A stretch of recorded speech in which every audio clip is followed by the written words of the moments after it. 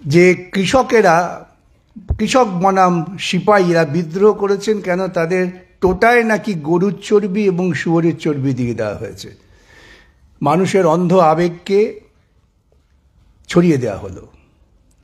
যাই হোক, সেই স্তর থেকে উত্তীর্ণ হতে আমাদের আরও 100 বছর লেগেছিল। তারপর আমরা স্বাধীনতা পেলাম, এবং স্বাধীনতা যখন পেলাম তখন বুঝতে হবে ইংরেজরা কিন্তু গোটা পৃথিবী জুড়ে বিভিন্ন উপনিবেশ করছেন। তারা কিন্তু খুব ভালোবেসে স্বাধীনতা কথা ভাবেননি। স্বাধীনতা তো নয়, আমি বলি এটা ক্ষমতা হস্তান্তর।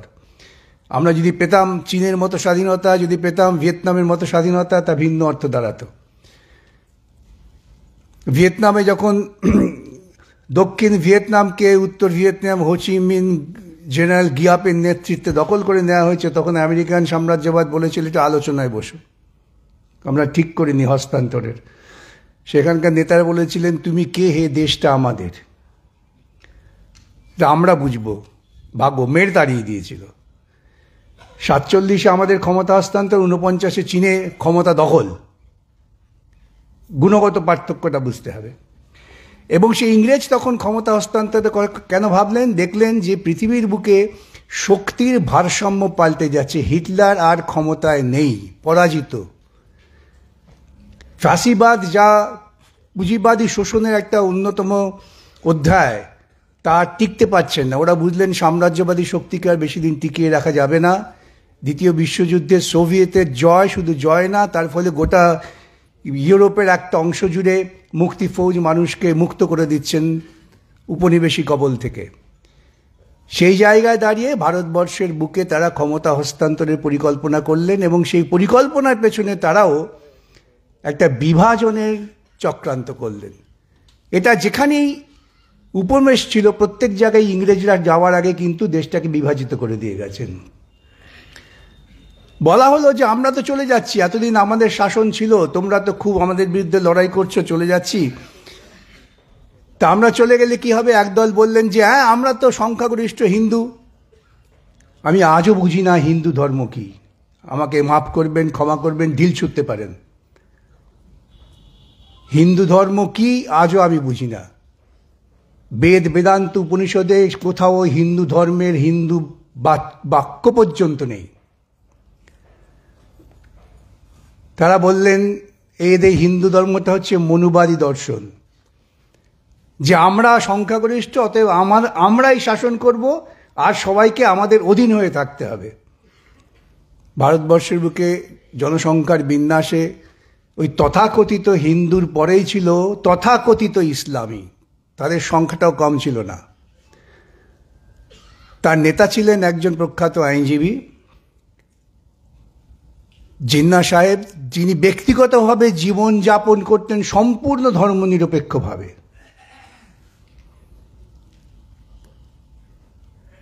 তিনি তার গোষ্ঠীর নেতা হয়ে তারা যারা মৌলবাদী তারা মনে করলেন যে আরে এরা যদি ইংরেজ চলে যায় তাহলে তো ওই ব্রাহ্মণদের খপ্পরে আমাদের পড়তে হবে, তাহলে আমাদের কি হবে? তাহলে আমরাও, তোমরা চলে যাওয়ার আগে আমরা যেখানে যেখানে সংখ্যাগরিষ্ঠ আমাদের একটা আলাদা দেশ দাও, দেশ করে দাও। তাহলে একটা অংশ তারা পরিকল্পিতভাবে একেবারে ধর্মীয় শাসনের জন্য তাদের ভবিষ্যৎ শাসনের কথা চিন্তা করলেন, নাম হলো পাকিস্তান। ইংরেজরা যাওয়ার আগে ম্যাপের উপর কলমের দাগ টেনে চলে গেলেন। সেটাকে কার্যকর করার জন্য আরএসএস এবং মুসলিম লীগ উভয়ই উদ্যোগ নিয়ে ব্যাপক দাঙ্গা করলেন। লক্ষ লক্ষ মানুষকে খুন করা হলো, শুধুমাত্র লক্ষ্য যে বিভাজনটাকে সম্পূর্ণ করার জন্য। কেন?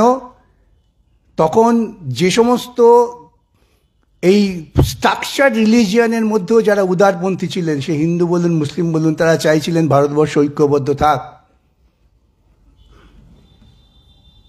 বহু মুসলিম নেতা তারা মুসলিম লীগের ওই চিন্তার বিরুদ্ধে প্রবল লড়াই করেছেন।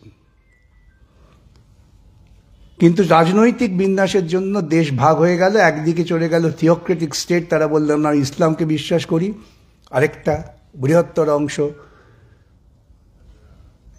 তারা কিরকম হবে, কিভাবে দেশ পরিচালনা করা হবে?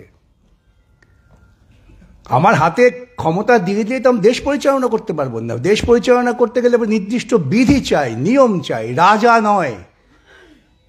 রাজত্ব চলে গেছে। এখন সমাজ অগ্রগতির সঙ্গে সঙ্গে আমাদের মধ্যে গণতান্ত্রিক চিন্তা বোধ তৈরি হচ্ছে। তখন বলা হলো সংবিধান সভায় আলোচনা হোক। সংবিধান সভায় আলোচনার সময় গোবিন্দ শেঠ বলে একজন আরএসএস বা হিন্দু মহাসভার প্রতিনিধি, তিনি সংবিধান সভায় বলছেন, আমি তোমাদের বলছি আমরা কিন্তু বৈদিক ভারতবর্ষে ফিরে যাব না। অত্যন্ত গুরুত্বপূর্ণ কথা বলছেন। আমরা আধুনিক ভারতবর্ষ তৈরি করতে চাই। এ কথা কে বলছেন? তিনি একজন হিন্দু মহাসভার প্রতিনিধি।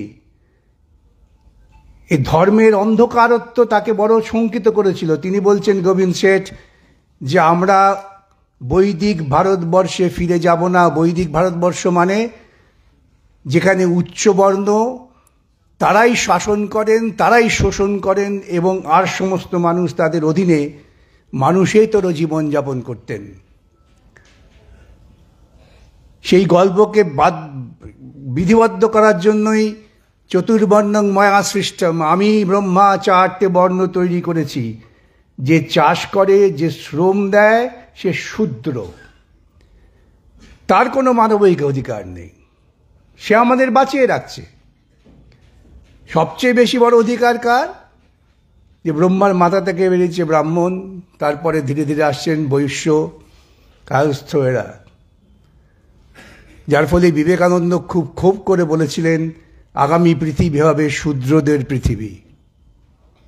বিবেকানন্দের থেকে বড় বেদ বিশারদ তো খুব কম ছিলেন। আমি তো বলি প্রত্যেককে যে উনি যদি আরও 10 বছর বেঁচে থাকতেন কমিউনিস্ট হয়ে যেতেন, ওর দাদার মতো, ভাইয়ের মতো, ভূপেন দত্তের মতো। যেমন রবীন্দ্রনাথ ঠাকুর শুরু করেছিলেন উপনিষদ দিয়ে, শেষ করছেন, ওই মাঠে চাষা যারা চাষ করে তারাই আমার প্রাণ। এই জায়গায় দাঁড়িয়ে যখন ভারতবর্ষের সংবিধান সভা আলোচনা হচ্ছে, আমি যেমন গোবিন্দ শেঠের কথা বললাম, তেমন আরেকজনের কথা বলতে হয়। তিনি হচ্ছেন আদিবাসীদের প্রতিনিধি ছিলেন, জয়পাল সিং মুন্ডে। যখন এই রকম কথা হচ্ছে যে এই ভারতবর্ষ কি তাহলে ধর্মীয় শাসন হবে, যে ভারতবর্ষে আমি আপনি জন্মেছি, তিনি উঠে বলছেন, দেখো তোমরা যারা এত ধর্ম করছো, তোমরা কেউ ভারতবাসী নও। একটা অত্যন্ত গুরুত্বপূর্ণ ঐতিহাসিক কথা তিনি বললেন। তোমরা কেউ ভারতবাসী নও, তোমরা সবাই ইনভেডার। তোমরা সবাই বিদেশ থেকে এসে ভারতবর্ষে অনুপ্রবেশ করেছো, তোমরা আক্রমণ করেছো, আক্রমণকারী ইনভেডার। আমরা আদিবাসীরা মূল ভারতবাসী। আমাদের কাছে ধর্ম কি? তিনি বলছেন, আমাদের কাছে ধর্ম হচ্ছে প্রকৃতি। আমরা পাহাড় পুজো করি, আমরা গাছ পুজো করি, আমরা জন্তুর পুজো করি, কিন্তু তারা আমাদের বাঁচিয়ে রেখেছেন। ভারতবর্ষটা আমাদের, তোমাদের নয়। তোমরা এইরকম ধর্ম করে ঝগড়া করো না। ভারতবর্ষে থাকতে গেলে সম্মিলিতভাবে থাকতে হবে। আর গণতন্ত্র, আদিবাসীদের কাছে গণতন্ত্র তোমাদের শিখতে হবে। এই সমস্ত বিভিন্ন বিদগ্ধ আলোচনার পর প্রশ্ন এলো, তাহলে ভারতবর্ষ কি হবে? অবজেক্টিভ রেজলিউশনে জওয়াহরলাল নেহরু বললেন, আমরা গণতন্ত্র চাই। বারবার মনে পড়ে যায় ওই যে হৃদয়ের কথা কহিতে ব্যাকুল, শুধাইল না মোরে কেহ। সংবিধান এত কথার দরকারটা কি? শুধুমাত্র প্রিয়াম্বলটাই যদি আমরা উপলব্ধি করি, তাহলে দেখব এর প্রাসঙ্গিকতা কোনোদিনও শেষ হবে না। প্রিয়াম্বল হচ্ছে ভারতবর্ষের হৃদয়, এবং এটা আপনারা সকলেই জানেন যে সংবিধানের সব আলোচনার পর সব শেষে প্রিয়াম্বলটা লেখা হয়েছিল। তাহলে ভারতের হৃদয়টা কি? We the people of India. We Hindus বললো না তো, হিন্দু তো সংখ্যাগরিষ্ঠ। এখন তো হিন্দু বাঁচাও চলছে, হিন্দু ভাই চলছে। তো আমি একজনকে জিজ্ঞেস করেছিলাম, ভাই হিন্দু ভাই ভাই করছো, কোন হিন্দু, কার ভাই? ব্রাহ্মণের ভাই দলিত, কেউ হিন্দু? তখন বলে তোমার খালি কাজ হচ্ছে এইসব কথা বলা। তাহলে we the people of India যদি হই, তাহলে ভারতবর্ষে যে ভৌগোলিক পরিসীমা তৈরি হয়েছিল ব্রিটিশ সাম্রাজ্যবাদ যাওয়ার সময় কেটে দিয়ে গেছিলেন, তার প্রতিটা মানুষ, এবং ভারতবর্ষের যে বৈচিত্র্য তা নিয়ে তো আমাকে বলতে হবে না, তো রবীন্দ্রনাথ ঠাকুর বলে গেছেন কত যুগ আগে, শকুন্দল মোগল পাঠান এক দেহে হল ঋণ, কেহ নাহি জানে কার আহ্বানে কত মানুষের ধারা, দুর্বার স্রোতে এলো কোথা হতে সমুদ্রে হলো হারা। শকুন্দল মোগল পাঠান দ্রাবিড় চীন, কোথায় দ্রাবিড়, কোথায় চীন, কোথায় শকুন, বহু মানুষ এসছে ভারতবর্ষে। মানুষ মূলত যাযাবর, মানুষ কখনো এক জায়গায় থাকে না। এখন বিশেষ করে পশ্চিমবঙ্গে, কেন ভারতবর্ষে, ত্রিপুরাতেও আমি দেখছি অনেক একটু লেখাপড়া শিখলে পরে কাজের সুযোগ পাচ্ছে, চলে যাচ্ছে ব্যাঙ্গালোর, হায়দ্রাবাদ। সে তো ব্যাঙ্গালোরের বাসিন্দা হয়ে যাচ্ছে তো, এখন তাকে আপনি বিদেশি বলবেন নাকি? ঠিক এইরকমভাবেই মানুষ যাযাবরত্ব বলেই বিভিন্ন বর্ণের, বিভিন্ন ধর্মের, বিভিন্ন মানুষ বিভিন্ন জায়গায় বসতি স্থাপন করেছেন।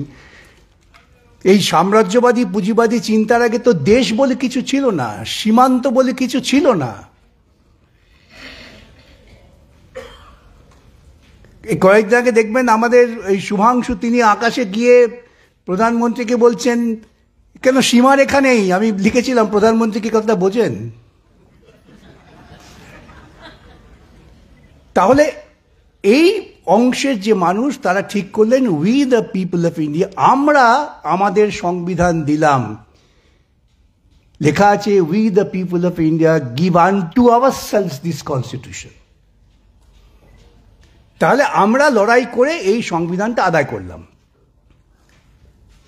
সংবিধানটা আদায় করলাম, লক্ষ্যটা কি? দেশটাকে কোথায় নিয়ে যাব? দেশটাকে আমরা নিয়ে যাব একটা নির্দিষ্ট লক্ষ্যে। লক্ষ্যমাত্রাটা ওই আধপাতার প্রিয়াম্বল, তাতে এত স্পষ্ট করে বলা আছে যে কেউ চেষ্টা করলেও সেই জায়গা থেকে বেরোতে পারবেন না। বলা আছে আমরা চাই ইকোনমিক জাস্টিস। ইকোনমিক জাস্টিস কে চান না? একমাত্র ধান্দাবাজ পুঁজিপতিরা ছাড়া। এবং পুঁজিপতিদের কিছু দালাল আছে রাজনৈতিক ক্ষেত্রে। প্রসঙ্গত দেবাশিস বারবার বলছিলেন যে শাসক দল, শাসক গোষ্ঠী, তারা টাকা দিয়ে কিছু লোক পোষে। সেটা আজকে আপনাদের সামনে পরিষ্কার। ইলেকট্রাল বন্ডের টাকা সবচেয়ে বেশি কে পেয়েছে ভারতবর্ষে? বিজেপি। ইলেকট্রাল বন্ডের বিরোধিতা কারা করেছিল? তাহলে জবাব তো আপনাদের কাছেই আছে যে পুঁজির স্বার্থ রক্ষা করে কে? আবার রাজ্যের মুখ্যমন্ত্রী পশ্চিমবাংলা, সেখানে মুখ্যমন্ত্রী বলেন ধর্মঘট করতে দেব না। আমি সে এত বড় পুঁজির দালাল তো আর কেউ জন্মায়নি।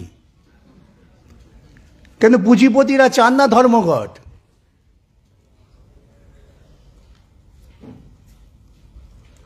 যখন ভারতবর্ষের স্বাধীনতা সংগ্রামে একটা জঙ্গি দিক ছিল, মাস্টারদা সূর্য সেন, ভগৎ সিং ইত্যাদি যারা লড়ছিলেন, মুখোমুখি লড়াই করো,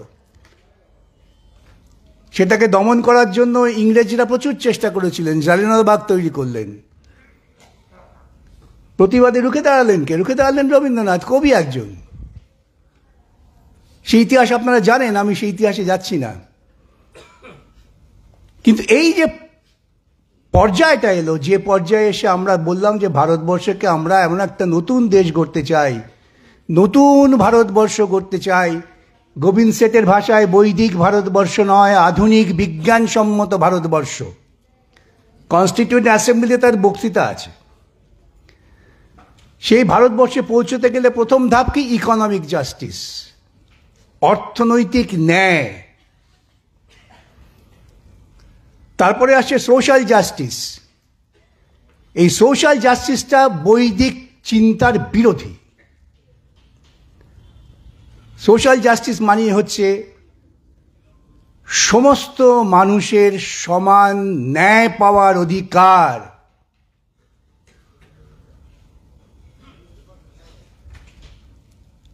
আর কি বললেন?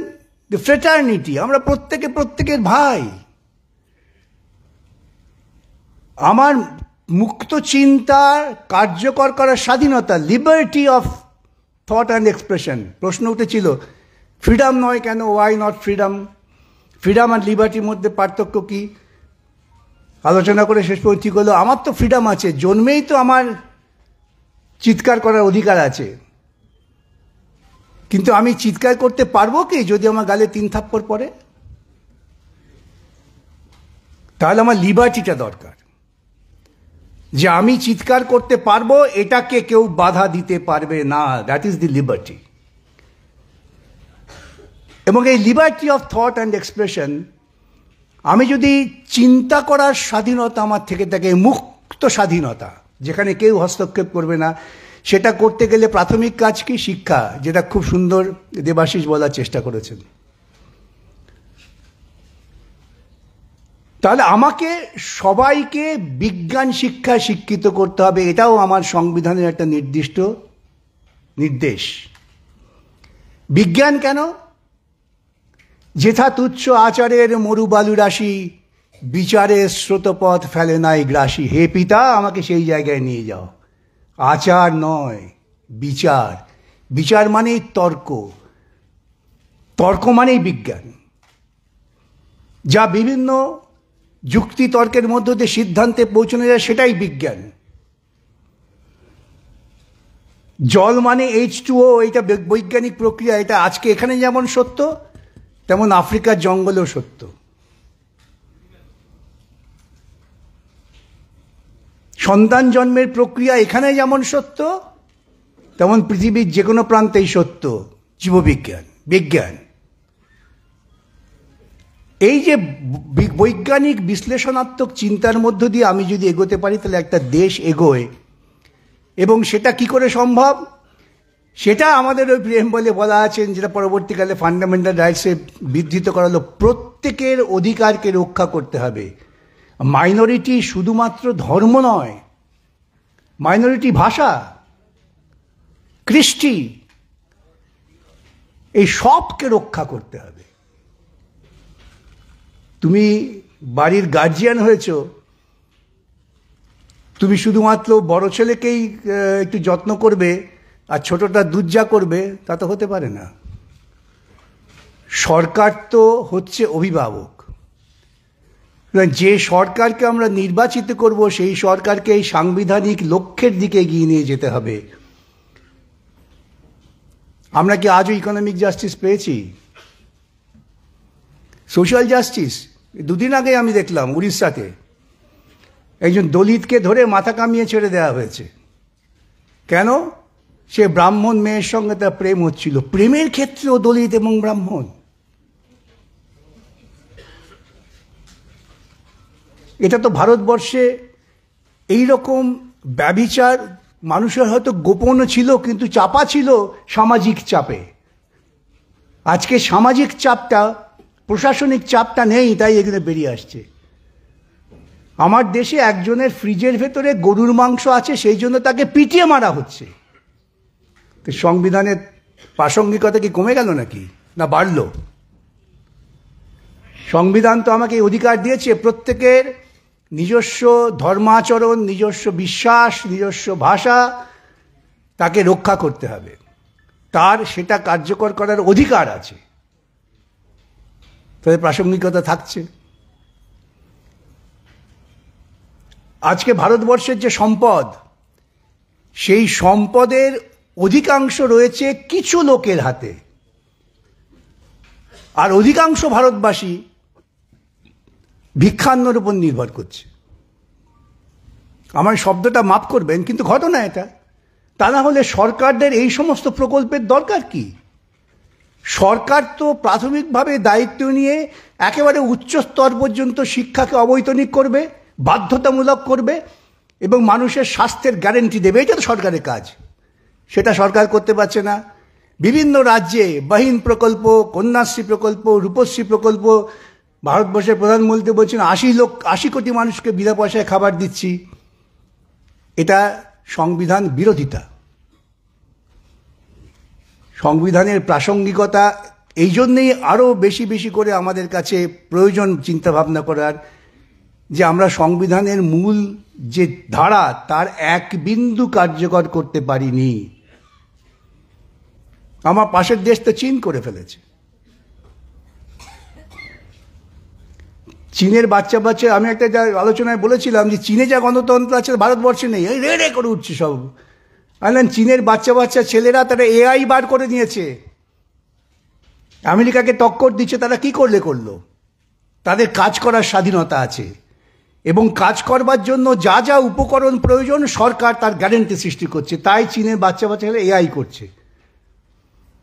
তাহলে গণতন্ত্র তো সেটাই। গণতন্ত্র মানে কি শুধু এই যে আপনি ভোট দিতে যাবেন, আপনাকে আটকে রেখে আপনার ভোটটা আমি দিয়ে দেবো, যেটা চালু করেছে বিজেপি। পশ্চিমবঙ্গে তৃণমূল থেকে শিখেছে এগুলো ওরা।